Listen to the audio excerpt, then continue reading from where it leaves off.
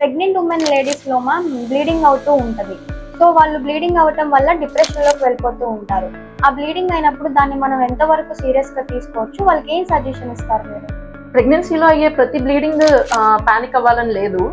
And ప్రతి ప్రెగ్నెన్సీలో bleeding అబార్షన్కి lead అవ్వదు.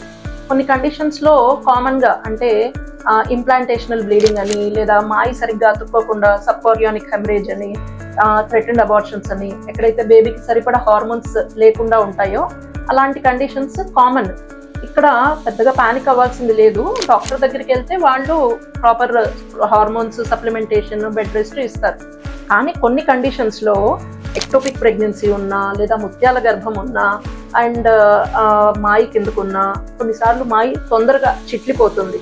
ఓకే, అండ్ సర్వైకల్ ఇన్కాంపిటెన్స్ ఉండి ప్రిమెచ్యూర్గా లేబర్ పెయిన్స్ వచ్చేయడం వల్ల బ్లీడింగ్ అవ్వడం, అండ్ మీ బ్లీడింగ్ కనుక క్రాంప్స్తో, అబ్డామినల్ క్రాంప్స్తో వస్తుంది, ఎక్కువ బ్లడ్ లాస్ అవుతుంది, మీరు కళ్ళు తిరిగి పడిపోతున్నారు, ఫెయింట్ అయిపోతున్నారు, ఇలాంటి కండిషన్స్ ఏమైనా ఉంటే at any time, even it mid night, rush to the hospital and consult your doctor.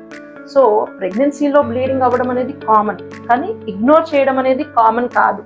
అందుకని చెప్పి సెల్ఫ్గా డెసిషన్ తీసుకోకుండా డాక్టర్ని కన్సల్ట్ చేయండి. వాళ్ళు చూసి మీకు అష్యూరెన్స్ ఇవ్వాలా, ట్రీట్మెంట్ చేయాలా అనేది చూస్తారు.